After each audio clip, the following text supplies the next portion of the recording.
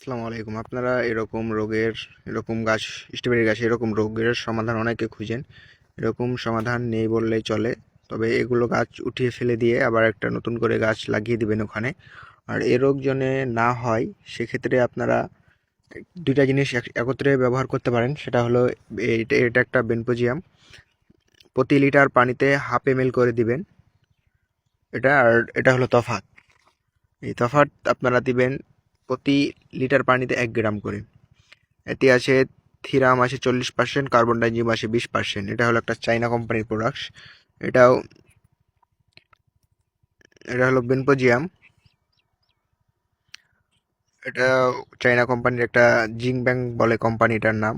এই কোম্পানির প্রোডাক্টস আপনারা যদি চান তাহলে এটা ব্যবহার করতে পারেন।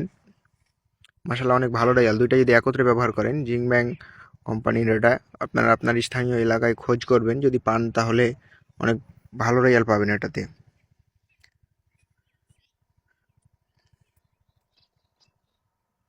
জিংব্যাং এগ্রোকালচার বাংলাদেশ। আপনারা যদি চান তাহলে এটা ব্যবহার করতে পারেন। এটা মাশাআল্লাহ অনেক ভালো রেজাল্ট।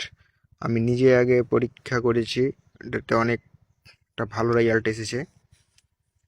মানে এটাতে যদি দেন তাহলে গাছের অনেকটা রোগ চলে যাবে ধরতে গেলে।